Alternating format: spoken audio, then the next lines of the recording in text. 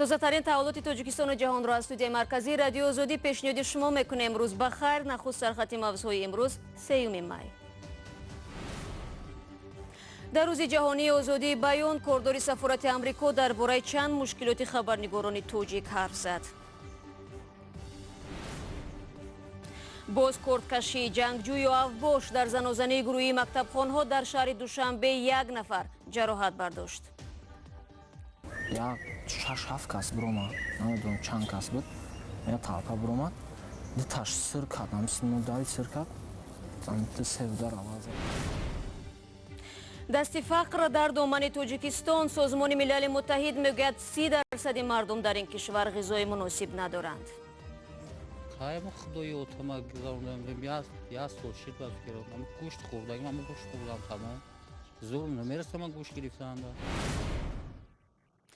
امروز در دوشنبه در یک همایش کم سابقه خبرنگاران کشورهای آسیای مرکزی از روز جهانی آزادی بیان مشترکاً تجلیل کردند. آنهایی که در نشست گرد آمده بودند تا رفت مشکل شدن اجرای مسئولیت‌های خبررسانی برای ژورنالیستان از جمله در تاجیکستان را تاکید کردند. عین زمان کوین کوورت کاردار سفارت آمریکا ضمن صحبت با رادیو آزادی شرایط دسترسی به اطلاعات را در تاجیکستان قانع کننده نامید، اما گفت چند مشکلی هست که در کار خبرنگاران تاجیک احساس می شود. Здесь можно улучшить условия для развития независимых СМИ. در تاجیکستان بهبودی وضع مطبوعات مستقل امکان‌پذیر است. نه تنها از نقطه نظر سیاسی بلکه همچنان از نقطه نظر آموزش، مثلا آموزش زبان انگلیسی و یا تنظیم همکاری با رسانه‌های خارجی. خلاص امکان تشکیل هر گونه برنامه‌ها برای بهبود صفت مطبوعات Информирование граждан Таджикистана. خبرنگاران تاجیک دسترسی به اطلاع را در سالهای آخر دشوار ارزیابی میکنند و میگویند تلاش‌های تامین امنیت و مبارزه با تروریسم به آزادی بیان تاثیرگذار شده است. مقامات تاجیک در این نشست اعتراف نمودند که در کار رسانه‌های خبری تاجیکستان بعضی محدودیت‌ها جاری کردند، ولی این محدودیت‌ها به گفته آنها به خاطر مبارزه با تروریسم و افراطگرایی امر ضروری است. ضمناً در فهرست کشورهای دارای آزادی بیان تاجیکستان در میان 180 کشور در مقام 149 قرار دارد. رو می‌رویم به موضوعهای دیگر. در دوشنبه باز یک زنازنه گروهی با شرکت مکتب بچه‌ها رخ داد، چون دفعه‌های پیش شرکت‌داران ماجرا این بار هم از کارت استفاده کردند. مقامات انتظامی زنازنه نوبتی را همچون افباشی به قید گرفتند. سرورناز روح‌الله با شاهدان حادثه و به واسطه نفری که در این زد و خورد جراحت برداشته است صحبت نمود. تا 2 روز پیش در نزدیکی های همین محله یک زنازنی گروهی خواننده های مکتب 101 در ناحیه سینا و یک گروه جوانانی که گفته می شود از محله پرافسایز شهر دوشنبه هستند رخ داده است. شاهدان حال میگویند که یک خواننده ان همین مکتب 101 که در این زنازنی ها حضور داشته است زخمی شده است و حالا در بیمارستان قریه بالا بستری است. فرهاد محمد نظرов جبردیده این زنازنی است که به گفته خودش بدون یگان سبب لطوکوب شده است. آن شام قرار بود نزد برادرش رود. اکم دانشگاه حربی دا میخونه، همجا سپاگیام برسی اولا سپاج نیده بود باید میبردم میدادمشون. اتما گفتم که همجا میرم. گفت خیلی برای اگه بیا تیز. مایلا گفتم رفتم همون چیزا را گرفتم بردم دادم دا اکمو. ایست خطی اومدم همسی مدیم گفتم بیا بریم. هم که رفتیم که پیشمون یا 6-7 کس برومد، نمیدونم چند کس بود، یا طلبه برومد، دیتاش سر کرد، همسن داری سر کرد، تا سفدار آواز زدن. وزارت کارهای داخلی تاجیکستان میگوید در پی این زنازنی 1 نفر بازداشت شده است. وزارت این حادثه را افباشی نام برد و گفت معلومات بیشتر را پس از انجام تفتیشات رسانه‌ای میکند. فرهاد نقل میکند بعد از آنکه حملگران گریختند دیده است مجروح است. خستم دست مدیدم پری خونه سر دادم دست نکرد بریم سینم خون ریخته دیگه دست نقبیدم پیش بودکه چیز میفروشن همونجا رفتم مایکه قطعی بستن شما اکاو باید ماشین اومد ایستاد بارم کدن و وردنم لیسا بودیم. اولی ماه ینور سال گذشته در ماجرای خونین گروهی جوانان محله 102 و 103 پایتخت شماری از خواننده های مکتب 101 شرکت داشتند. در آن زنازنی 2 نفر به هلاکت رسیدند. خیلی 3 چلیک مشاخ کدگی ولی намедонам гуфтанд чанд рага бурдагия. раёсати умури дохилӣ душанбе рӯзи гузашта як сокини пойтахтро барои бетараф набуданаш ба фоҷиаи инсонӣ мукофот дод. Дилшод Ҳаитов нагузошт ки 30 апрел зани худ ва ду кӯдакашро ба ҳалокат расонад. Ин ҷавони 31-сола дар суҳбат бо ҳамкорони мо гуфт, то ҳанӯз нидои духтари хурдсоли ин зан ки даруни дарё ва ба сӯи марг рафтан намехост дар гӯшҳояш садо медиҳанд. ман тахминан рӯзи 30 апрел дар ҷои корам будам ки дидам ки зани ношиносе дар инҷа овда фаромадааст бо ҳамроҳии ду кӯдакаш дар даруни об хуча вай мекард. ман ҷои корам дод мезадам ки вай маро намешунавед. Дилшод Ҳаитов дар ин минтақаи роҳи оҳан кор мекунад. бо дидани зане ки мехостааст худу ду кӯдакашро дар дарёи Душанбенка ғарқ кунад ба наҷоти онҳо расидааст. ҳамун тезоб рафтани дод. ман мобайнам вай дар рафтанда куҷаи дайроб кардам, қапида берам бировардамаш. Дилшод мегӯяд, аввал гумон кард ки модари фарзандони худро ба тамошои дарё овардааст. баъди мушоҳидаи рафтори ин зан ва муносибаташ ба фарзандон ба нияти хайри ӯ шубҳа кард. дидам ки дуруни об дуромад. ман фикр кардам ки значит ягон кор каҳания хишаб. кӯдаки майдакиш хаб буда дасташ буд, вай кӯдаки калониш гирья карда вайра мезаду кашак сини об мебурдак зана. ҳангоми аз об берун кардани ин зан Дилшод мегӯяд вазъи равонии хуб надошт. Дилшод дар чеҳрааш захмро мушоҳида кардааст. гуфт ҳамин қагаб буд ки ҳолати маро намефаҳме, ака мон мара ба ҳолам. бигзор ман неки кашида бировардам шайдро. вазъи равониш хунолу буд, параи сараш ҳаминҷа яъни сараш хунолу буд, тамом буд. мақомоти умури дохилии шаҳри Душанбе то ҳол исми он занро ва ҳамчунин омилҳои даст ба ин кор задани ӯро шарҳ надоданд. Дилшод мегӯяд, саҳнаҳои он рӯз то дер дар зеҳнаш нақш баст. ҳамун кӯдак дод мезад, гирья мекард, хича сини ақиб мекашид, калон духтарчаи калониш бароим хотир ман даридам, қарди шаҳрвандӣ худам бароим гулако вай кардам, кашидам, ай об гирифтам шуд. мақомот гуфтанд ин зан зери назорат қарор дорад. ҳамкорони шавҳари ин зан ки дар нуқтаи шустушӯи мошин кор мекардааст, аз ӯ имом ном бурданд ва гуфтанд ӯ зиёд машрубот менӯшад. яке аз ин ҳамкорони имом дар суҳбати бидуни сабт гуфт, аз болои ӯ чандин маротиба модар ва ҳам ҳамсараш бо шикоят ба ҷои кораш нуқтаи шустушӯи мошин омаданд. Дилшод баъд аз наҷоти кӯдакон ва модараш аз мақомот хост нишонаи онҳоро бидиҳанд то ба аёдаташон биравад. ман мехоҳам ки ябор аҳволи ҳамун кӯдако хабардор шавам. Шодмон Ятим, Мулло Раҷаб Юсуфӣ, Озодӣ, Душанбе.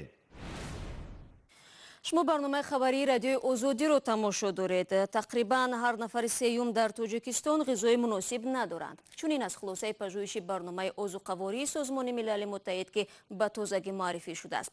дар ин ҳисобот омадааст ки камбуди ғизо на танҳо ба инкишофи ҷисмонии кӯдакон, балки ба коҳиши нишондодҳои истеҳсолӣ дар кишвар боис мешавад. чуну чарои ин мавзӯъро ҳамкорони мо аз настоящее время таҳлил карданд.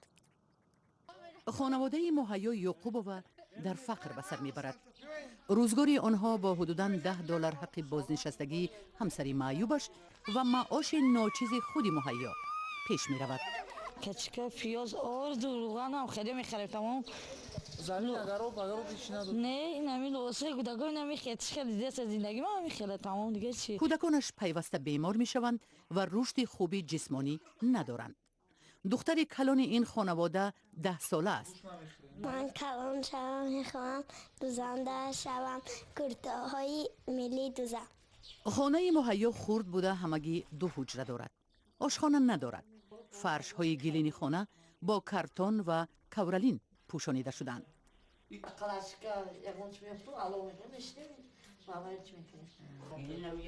عبدالمجید در حجره خرد خانه لایی زندگی می کند.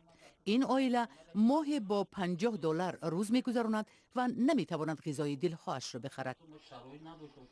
کایم خدای اوتما گذراندم یا سال شد با فکرم من گوشت خوردم تمام زور نمیرسم من گوشت گرفتند. عبدالمجید می گوید اگر برایش یک پارچه زمین بدهند زندگی بهتری بنیاد خواهد کرد. کلان تیا هم خونه میکنم هم اگرود میکنم نه که اگر خیلی کمترک تیا خونه و در میکنم خیلی با یک کارخونه دیگه نمیرم کار میکنم زندگی ما پیش بردن میگیرم.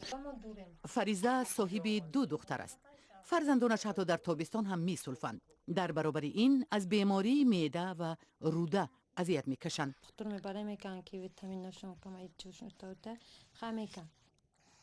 هم دارو پایین نشتم میگیریم یا اسم سماخه بای میکنیم شنده. بنا به پژوهش برنامه عضوقواری سازمان ملل متحد در بین کشورهای منطقه در تاجیکستان مردم بیشتر از همه از کمبودی غذا رنج میبرند. مقامات رسمی تاجیکستان تا حال حسابات سازمان ملل متحد را شرح ندادند، اما رقم‌هایی که در پژوهش ذکر شدند از رقم‌های رسمی درباره قشر فقیر تاجیکستان فرق ندارند. با آنکه همه ساله حکومت از پایین بردن میزان فقر در کشور خبر می‌دهد، ولی شماره بیکاران تا رفت زیاد می‌شود. در تاجیکستان تعداد اهالی که از کمبود غذا عذاب می‌کشند بیش از 30% را تشکیل می‌دهد.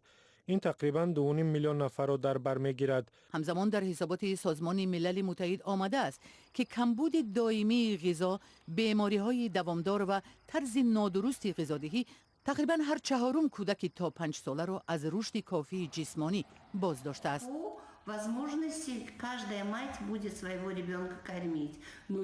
وابسته به امکانیت هر یک مادر به فرزندش نه همان طوری که ضرور است بلکه موافق شرایط خوراک می‌دهد. از این خاطر رشد جسمی کودکان دهات از کودکان شهری فرقی کلان دارد.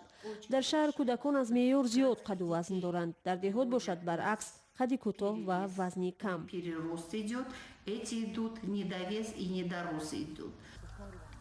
گفته می شود که با وجود کمک مالی سازمان های بین المللی به خانواده های کم بضاعت، میزان فقر در تاجیکستان چندان تغییر نیافته است. گزارش نستایش время رو همکارمون سجده میرزا تقدیم شما کرد.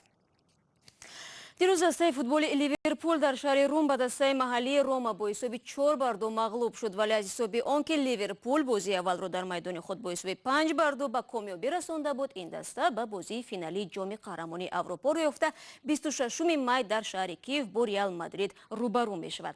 در پیروزی دسته لیورپول سهمی ستاره فوتبال مصر محمد صلاح بزرگ است. هواداران لیورپول درباره این فوتبال باز ترانه و آهنگ ایجاد میکنند. در مصر او به مایه افتخار تبدیل یافته است. کدامی از اینها محمد صلاح است؟ شاید کسی فرق نکند. محمد صلاحی که اینجا نشسته است در واقع فوتبال بازی معروف نیست، بلکه احمد بها یک ساکن قاهره است. در این قهوه‌خانه فوتبال تماشا میکند. ملاقات کوتاهش با محمد صلاح در شهر نقریق را چنین نقل کرد. وقتی مرا دید حیرت زده شد و من گفت که گویا در برابر آینه ایستاده است، ولی او به من مانند است چون من اندکی از او کلانم. احمد بها هر وقت اینجا می آید هم مشتریان و هم کارمندان قهوه‌خانه با او سلام می کنند، عکس می گیرند و می پرسند. وقتی بازی لیورپول هم اینجا بود. من حیرت زده شدم، شوخی کردم، گفتم چرا اینجا نشسته بازی نمی کنی؟ ولی من خرسندم که محمد صلاح یک نفری مانند به خود را دارد. فرق کردن هر دو بسیار مشکل است چون خنده شبیه، موی، ریش و پیراهن‌های مانند دارند. در واقع مثل محمد صلاح است. اگر او اینجا در مصر می بود فکر می کردم که احمد نزد من نشسته است. می توانید آنها را دوگانیک نامید. من هیچ وقت چنین مانندی را ندیده بودم. محمد صلاح که سال پیش به دسته لیورپول پیوست حالا یکی از معروفترین فوتبال بازان در جهان به حساب می رود. احمد بها نیز افتخار می کند که به فوتبال بازی معروف در جهان مانند است و به کسی که حالا مایه افتخاری تمام مصر شده است. خبر گزارش‌های تاجیکستان و جهان از دوربین رادیوی آزادی با تفصیلات بیشتری حوادث روز را از سامانه ما www.azadi.org پیدا و نوارها را در آزادی ویدیو کانال مخصوص رادیوی آزادی در یوتیوب تماشا کنید. فردا با خبرهای نو به همین استودیو برمیگردیم. تا آن لحظه خدا نگهداری هر یکی شما باشد.